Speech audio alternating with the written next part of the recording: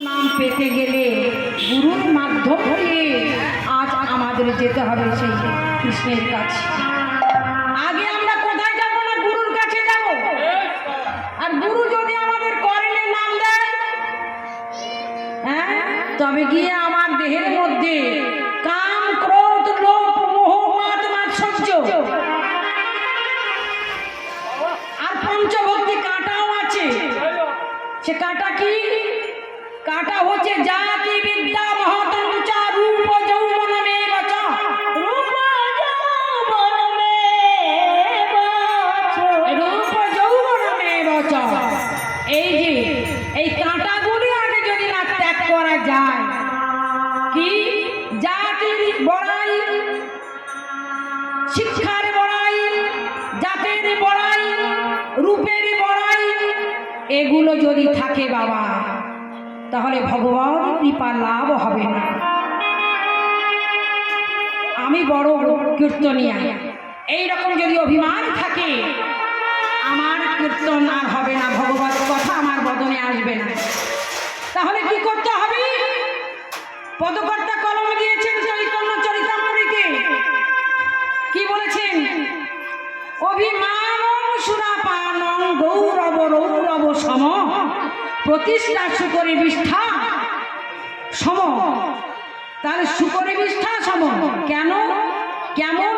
শুকরি বিষ্ঠা মানে শুকরের পায়খানার সমান। আমি এই মন্দিরটা তৈরি করেছি নকুলদা, অনেক টাকা খরচ করে করেছি। আমি অনেক লোককে সেবা দিয়েছি, কত কত ভক্ত আমার বাড়িতে এসেছে। এই রকম মুখে উচ্চারণ করাকে বলে কিনা শুকরের বিষ্ঠা পান করা সম্ভব। আমি যজ্ঞ দিলাম, বহু বহু লোককে সেবা দিলাম, দিয়ে যদি আবার লোকের কাছে গল্প করি যে আমার এই রকম কত টাকা খরচ হয়েছে, আমি এত ভক্তকে সেবা দিয়েছি, এই মন্দিরে আমি করেছি, এ বলা মানে কি? অভিমান। আর অভিমান হলে নিজে মুখে ব্যক্ত করা মানে শুকরের বিষ্ঠা পান করা। পদকর্তা কলম দিয়েছেন কি গো? কৃষ্ণ অবতারে আমি তোমাদেরকে বলেছিলাম, হে ভক্ত তোমরা আমারি আমারি আমারি বলে আর বলো না। তোমরা জাতির বড়াই ছাড়ো, তোমাদের ধনের বড়াই ছাড়ো, তোমাদের ধনের বড়াই ছাড়ো। আজ সব বলছি, ও মা, আমরা মা বাবাকে চিনলাম না। বাবা মাকে আমরা জন্ম হওয়ার পরে, আমরা বড় হয়ে গেলে মা বাবাকে আর আমরা চিনি না। মা বাবাকে আমরা চিনি না কেন? না, আমরা আমাদের হাত দিয়েছে, হাত পেয়ে গেছি, আমাদের কর্ম দিয়েছে, কর্ম করে আমরা খেতে পারবো, আর মা বাবার প্রয়োজন নেই।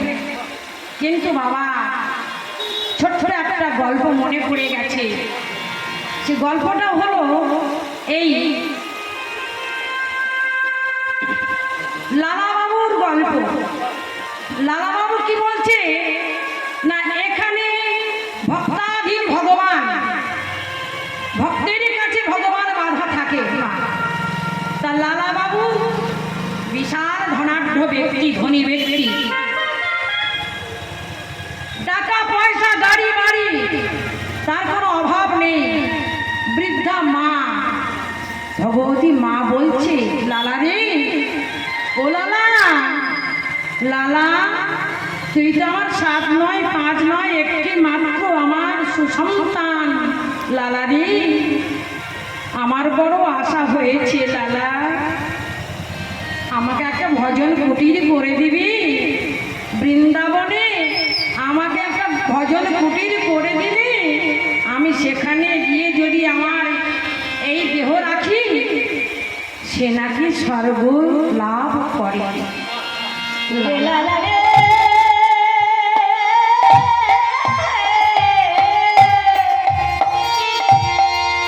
ও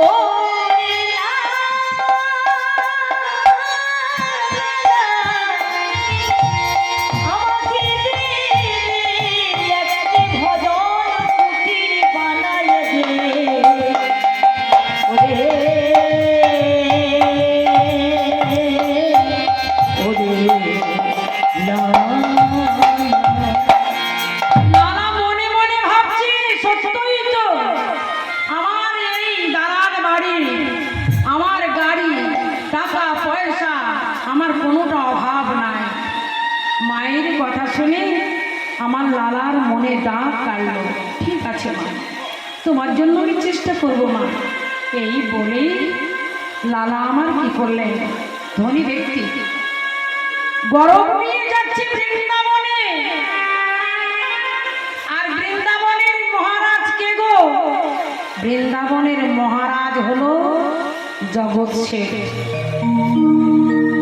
বৃন্দাবনের মহারাজ হলো জগৎ শেঠ।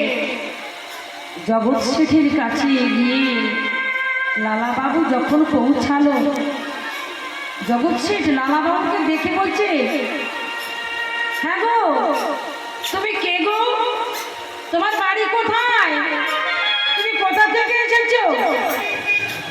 জগৎ শেঠ যখন বললেন, লালা বলছে, মহারাজ আমার বাড়ি কলিকাতায়। আগত কলিকাতা হতে আমি এসেছি এখানে। বলছে কেন, কেন এসেছো এখানে? না, আমি এসেছি তোমার কাছে। যখন বলছে তোমার কাছে, হ্যাঁ গো বাবা, বড় লোকে কিন্তু যুদ্ধ বাঁধে। হ্যাঁ, লালা বাবু যখন বিশাল ধনাঢ্য ব্যক্তি, ধনী ব্যক্তি, আর জগৎ শেঠও ধনী ব্যক্তি।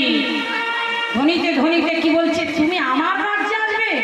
না না না না না না, তা হতে পারে না। ঠিক আছে, তোমাকে আমি দেখে নেব। কলিকাতার লালা বাবু বলছে আমি এখানে থাকবো, আর জগৎ শেঠ মহারাজ বললেন না না না না, কিছুতেই আমি এখানে থাকতে দেব না। তোমার মাথা আমি নেব নেব নেব। দস্যু ব্যক্তিগণকে ঠিক করলো, এই যে ভেড়ি পিটিয়ে দিল এই রাজ্যে, এই বৃন্দাবন রাজ্যে যদি এই লালা বাবু থাকে, ওর মাথা যদি কেটে আমার কাছে আনতে পারো, 1,00,000 টাকা তোমাকে আমরা দান করব। আমি দান করবো 1,00,000 টাকা। জগৎ শেঠ বললেন। জগৎ শেঠের কথা শুনে লালা বাবু তার উপরে দিল।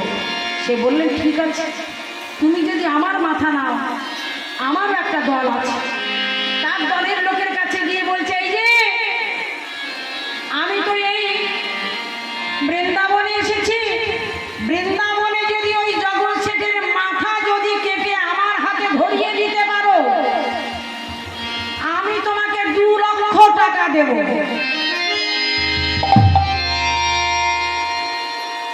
এই জেদাজেদি চলছে। এমন সময় এই কথা বলে লালা বাবু আমার মনে মনে অহংকার নিয়ে ঘরে ফিরে এলো। ঘরে ফিরে আসতে কি বললেন গো? ঘরে ফিরে আসতে কিছু বলছে,